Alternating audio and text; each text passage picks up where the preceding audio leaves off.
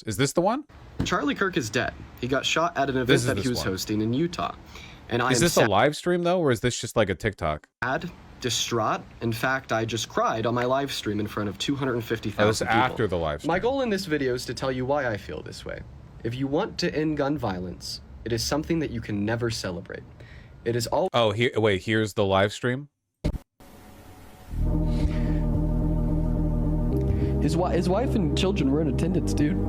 Charlie Kirk has sadly passed away. This is his biggest rival's biggest rival? I mean, they debated in a Jubilee, right? I'm sorry, I'm not familiar with all the lore. Not with the music. One of the reasons I can't cover anything related to TikTok is because it's always so embarrassing how low attention span everything is. Like, I watch short form content, but I can listen to a person talk for a few minutes without needing like music telling me how to feel about it, you know? It actually does age me. Imagine, you know, imagine being a 12-year-old. It just seems like he's emotional. I don't like. Are we gonna like attack him for that? Listen, okay. Charlie Kirk was evil and liked evil and wanted to make the world a worse place. He was an advocate for making the world a worse place. You like that. This is objectively true. But like, I don't know. If you were like disturbed seeing footage of his neck exploding, I'm not gonna call you a pussy or whatever. You know, watching your dad f***ing die.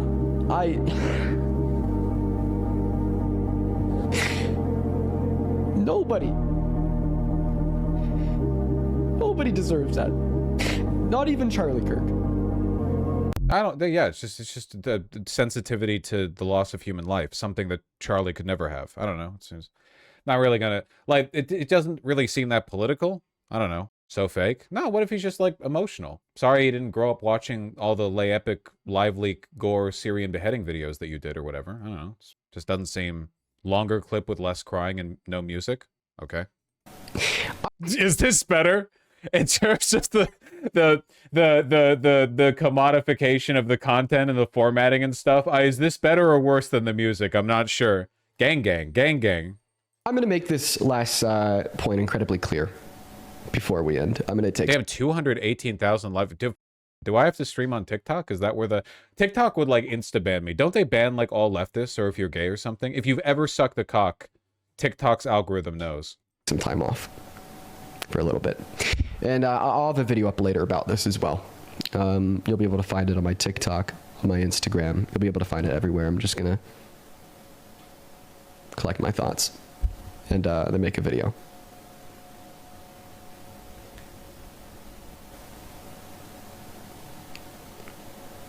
Gun violence is sickening and wrong. And last statement, if you celebrate this, if you don't condemn it, if you're happy. Oh, here's the liberal perspective, I suppose. There's a clear line between me and you now. You are not a fan. I do not support you, and I do not want you to support. Are we being real? I think the music might have been more dignified. Jesus Christ. I can't. Gang, gang. Support you, and I do not want you to support me. If you claim to be an individual who wants to end gun violence. It's not really a gun violence thing to my perspective, but, you know. Then you are contradicting your values to their core if you celebrate it.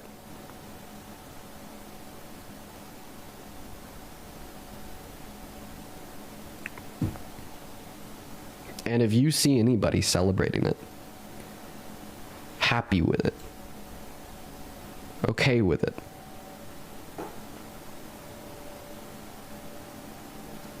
please call them out. All right, well, yeah, now I'm being disagreeable. I'm sorry. Thank you very, very much, love. I'm sorry, but like, come on. You gonna narc on somebody because they're happy that Hitler died? No, you can say you don't like political violence. I've said that. I'm not dog whistling. Legitimately, the existence of political violence is institutionally destabilizing, and almost always those destabilizations are like a net moral bad. Like it's just bad. Like the idea that like once the switch is flipped, everything becomes socialism is naive and childish. And there are people who believe that, and I think they should be called out for their naivete and maybe bloodlust. But like we don't need to like pretend to be sad over Hitler dying. I just don't see why. Like Charlie Kirk aided, abetted, actively pursued equal or worse fates for many people. Please call them out.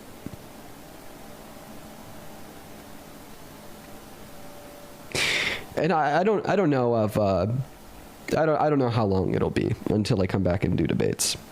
I just have a lot to go through, mentally speaking. Regardless of the fact that, he was Charlie Kirk, Republican MAGA, that is still a human, a person that I met, that I spoke with, had conversation and debate with. That is somebody who has kids, somebody who has a life. Yeah, and this is it's just like it's non sequitur slop. The same could be said of Pol Pot or whatever. Did Pol Pot have kids? Probably. I don't know. The point, it doesn't mean anything really. It's not morally instructive. That is somebody who has a wife. And it's also somebody that my friend Parker had to watch die right in front of him 30 feet away. Yeah, that sucks. What happened to Charlie Kirk today, this will probably be it for me.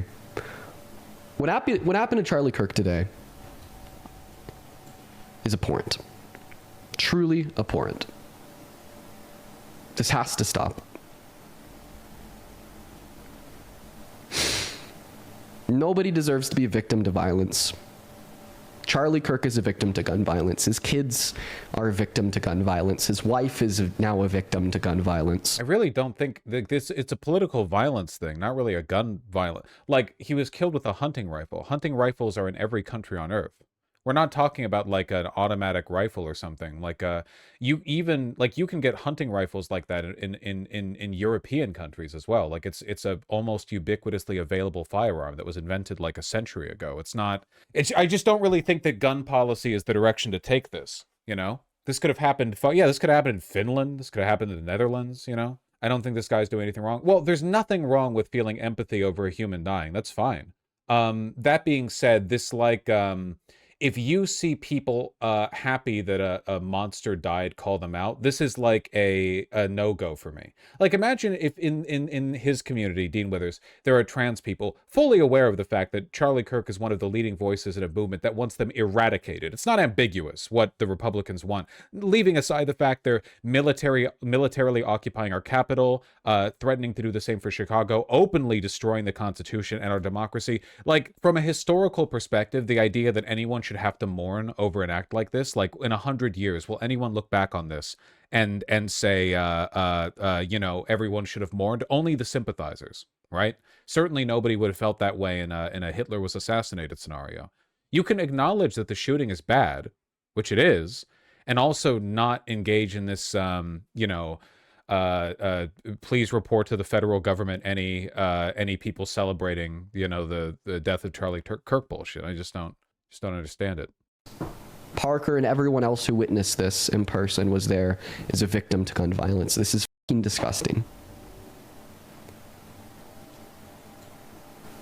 There's so much evil in this world. And today is somehow I doubt this guy did this whole performative emotion BS when talking about Gaza. I don't know. I don't want to get too personal or whatever. I really, really, really, really, really, really hate the fact that everyone participates in the collective illusion that there is a meaningful difference between interpersonal political violence and state-orchestrated political violence. Like, if a murderer goes out and kills one person, everyone agrees that's bad. If it's done for political reasons, that's bad. Whatever, it's a hate crime, it's an assassination. But if a fascist party takes control of the state and uses that power to deport millions, rip families apart, kill people, you know how many people have died in ICE detention facilities of people who weren't even given proper due process, people who haven't even seen a judge? Like, and all of that is just government policy. Like, that's not, like, there are people doing this, they are deliberately orchestrating it, and I don't like the semantic and rhetorical difference in how we treat these behaviors is how people like that get away with it. Like, as long as what the government does is just what the government does, and that's fundamentally treated differently from acts of interpersonal violence, we can't solve these problems. And you can still condemn the interpersonal violence, but I am drawing attention to the inconsistency. That's the point that I'm making. You know, the Holocaust was state orchestrated, right? Like we now look back on government policy and we condemn it, and we certainly don't go, oh well, you know, it was just like the way the system worked. We recognize what it was in retrospect. There were tons of things the American government did that make sense to us now as acts of hate in retrospect. Our policies against Mexicans, blacks, Indians, or whatever, you know? You look back at those in retrospect, it doesn't really matter whether the order to scalp Indians was put forward by a governor, or whether or not like the policy to like chemically bathe Mexicans and deport them 100 years ago was federally incentivized or anything, you know? It's all just following orders bullshit. At the end of the day, like, bad things are bad. Again, the overriding philosophical doctrine of good things are good and bad things are bad prevails. And I just think that we should acknowledge that there's just not that much of a difference fundamentally, you know? Charlie Kirk killed no one personally, but purveyed and celebrated and supported and called for and fought for the deaths of many people. Very actively. And not for legitimate reasons. We're not World War II generals fighting against a greater evil here. It's wanton evil. Stark, bleak, morally abhorrent reminder of that evil. Oh, God. But I'm not going to fault him for being like personally emotionally moved. I think that'd be kind of lame of me.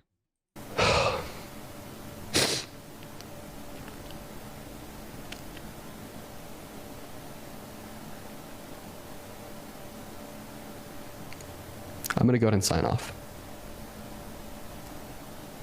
You guys have a good one. I don't know when I'll be back, but it might take some time. You guys take care. Okay, so that was the live stream, and then there was the TikTok. Charlie Kirk is dead. He got shot at an event that he was hosting in Utah. I heard about this. And I am sad, distraught. In fact, I just cried on my live stream in front of 250,000 people. My goal in this video is to tell you why I feel this way. If you want to end gun violence, it is something that you can never celebrate. That's just, like, even ignoring the context of this situation and the fact that I really don't think gun violence is the point here, do you really think that's true? Like, if you're opposed to gun violence, you can't support a cop shooting someone in a dangerous, like, bank heist where the lives of many people and hostages were on the line. You can't support, like, Allied soldiers making their way into Berlin or whatever. Like, you can't, like, I just don't think that really makes sense, I guess. It is always disgusting, always vile, and always abhorrent. It should come as no shock to yourself when I tell you that I think Charlie Kirk was a bad person. I've made that very clear over the last year, but does that mean I think he deserves to lose his life? No. Does that mean I think his 2 young children, who were in attendance at the event where he was shot, deserve to watch their father die? No. Does that mean I think they deserve to grow up without him? I'm going to go out on a limb and assume he wouldn't consider those examples gun violence. That's exactly my point, because they're carried out by agents of the state. So it stops being gun violence just because a police sergeant says that it's okay to go and respond to a call, or because a general tells soldiers to march into a city. Like, that's what I mean. I don't recognize this distinction. The state is just a legitimizing apparatus that allows large amounts of personal violence to be carried out, with permission, quote unquote. Does that mean I think that his wife, who was also there, deserved to lose her husband? No. And honestly, if you answered yes to any of those questions, there's a very clear line drawn between me and you.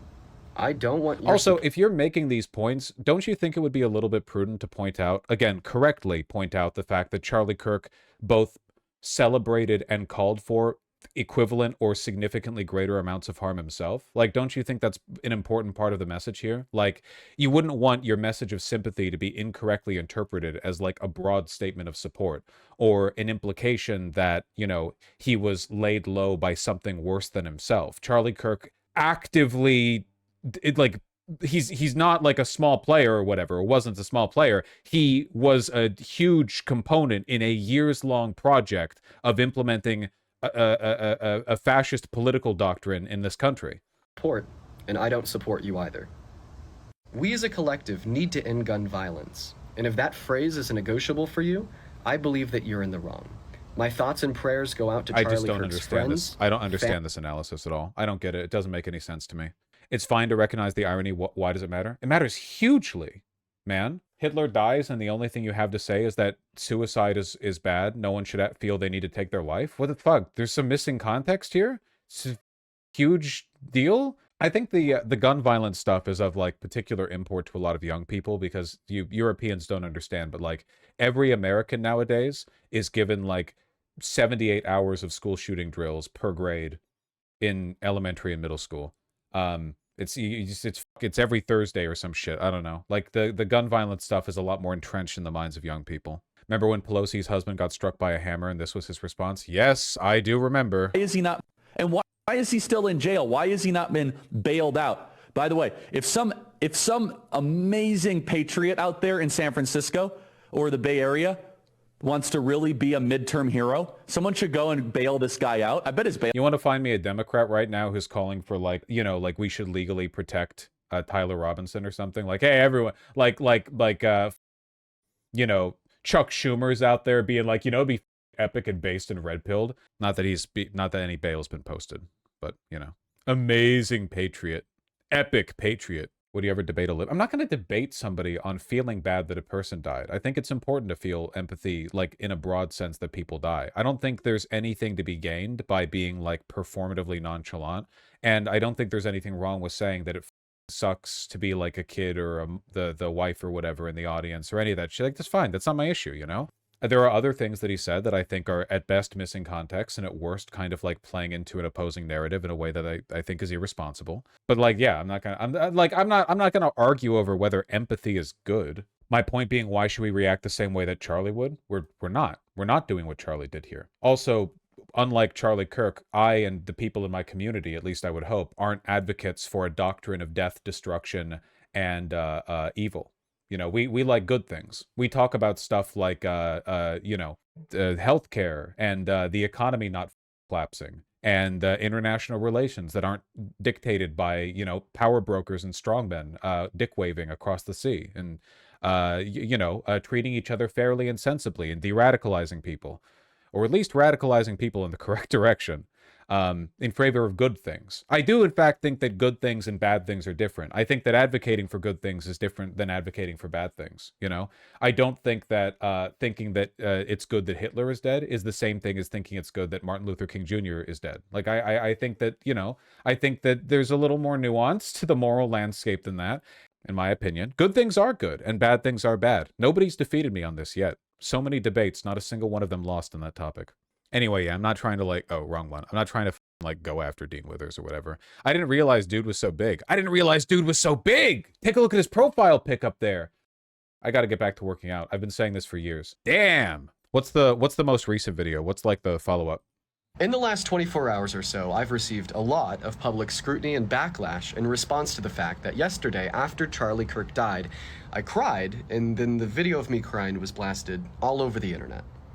So first and foremost, I am distraught because of what happened to Kirk. I think that gun violence is always wrong, and I also think that violence leads to more violence. In fact, today we've already had 3 HBCUs go into lockdown because of retaliatory threats in response to what happened to Kirk. And extremely racist, by the way. The message the HBCUs got, just packed full with N-words. I saw a screenshot of it. Real, like, Charlie Kirk is dead, we're gonna gut you N-words, and so on, you know. My position. That's how I feel. But I'm going to be honest, that on its own isn't what invoked the extreme and raw emotional reaction of tears that you guys saw that I'm now being criticized so heavily for. There's a handful of things that invoke that Dude, if I was jacked like Dean Withers, I would not wear this shirt, okay? People need to unlock the, like, 1950s shirt pill tech, you know? You need to go find those single stitch sleeve shirts at a vintage store or whatever, like the ones with like a hokey design on the front or like a college logo, and they need to like wrap around your titties, you know, like a big hulking meaty slab of pec right there in the front. You got to know how to dress it. Action of mine, and here they are. The first thing that invoked that reaction out of me was watching the up-close video of what had happened to him and how extremely violent it was, while then also learning that his wife and 3-year-old daughter were watching from the crowd. When this occurred, I momentarily placed myself in the shoes of his wife or 3-year-old daughter and how they had to watch that, and yes, that made me extremely emotional. I don't know, man. I guess I'm just really unimpressed by, like, self-aggrandizing displays of empathy when the context of your opponent feels no empathy, in fact, has literally called empathy a vice, is being left on the table a little bit, you know? The selective expression of empathy can be just as damaging as having no empathy at all, arguably more damaging.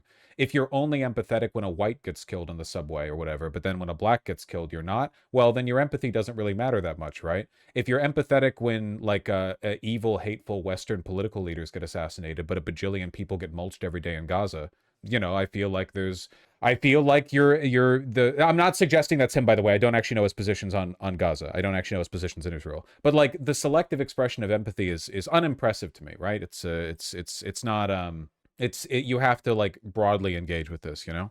The second reason why I cried is because my best friend Parker was standing less than 30 feet away from him when it happened in person. In fact, he was next in line to debate Charlie Kirk. And not only the fact that he had to witness this, but then also then turned around and FaceTime me while he was running away and screaming, not knowing if he was the guy in the video. This might be a mass casualty event where he or anybody else there would be next, was very traumatic for me and on set a lot of emotions. The third reason why I cried is because Charlie Kirk is somebody that I've personally interacted. All right, News. I have to take away your modship, at least for a little while, because I need to be able to, like, mute you more freely. It's very important to me, personally. With in real life. Now, the reason why I've personally interacted with him is because I disagreed with nearly every single thing he believed in, and I personally let him know. But I'm not good with gore, and seeing those things happen to somebody that I've personally interacted with in real life was really hard on me psychologically. It's also worth adding on that my tears weren't me telling you how you should feel, but rather you happening to see me and how I felt because of everything I've just described in this video. But you did tell people how to feel. You did. You said people who were being, like, cavalier or celebratory over Charlie Kirk's death, you'd like to call them out, or that they're not part of your community. You did do that. All going through my head at the exact same time in the moment. All right. Well, that's the end of that. Yeah, I don't know, man. Having empathy when you call when your enemies call it weak is a strength, actually. I feel like a lot of people in chat are talking about the wrong thing here, and I normally I would elaborate, but I think I've actually made it clear, and you guys are at fault. I've been pretty clear about what exactly I'm talking about. Empathy is great. It's like a good thing. Selectively expressed empathy can be weaponized, and I think that, you know, there's a missing context here, and there are some things I disagree with, but none of it has anything to do with him crying. Yeah, I don't know. I've seen this shit happen before. This isn't my first, like, trip around the block in terms of, like, this particular genre of internet discourse, and I just know for a fact that there are going to be schisms over this where liberals performatively disavow association with leftists because the leftists aren't appropriately mournful over, like, Hitler's death, you know? Like, you cannot expect people to be mournful or even prevent them from being celebratory when an objectively evil, powerful political enemy dies. Would you pull this with Kissinger? I mean, Kissinger did a lot more harm than Charlie Kirk did, but, you know, it's you can't run this, okay? It's just not going to work, and you will gain nothing. The liberals will gain nothing. We'll talk about Ezra Klein in a second, but, like, I promise you, no air is being held, no space is being held for, like, the good liberals who are appropriately mournful. And I think it's, you know, potentially, I think it's very cynical and misguided to make enemies of people who want to make the world a better place because they aren't plussed about a person who was actively making the world a worse place being gone. Can we move on from Dean and the neolibs, please? Sure. All you have to do is make your own YouTube channel, get into live streaming, get around my level of popularity, and then you can conduct you can orchestrate the procession of events in a live stream. Unfortunately, right now, you do not hold the baton. Trump speaking. Number two, the tariffs are protecting them. And number three, they want to avoid paying tariffs. When they build their cars here, they don't have any tariffs to pay. Is this live? You know, when you build here, you don't have any This looks tariffs. old. Mr. President, Go ahead. in light of the Minnesota This looks like a live stream replay. Times Now? Is this live? shooting last week, the Department of Homeland Security threats and So violations. religious liberty is so important. And we're talking about every religion now. And we're doing things on that nobody else has ever done. And we're going to be announcing, we're going to be having a big announcement. Yeah, this is old for sure. This is old for sure. God, he's so funny, dude. He's so funny.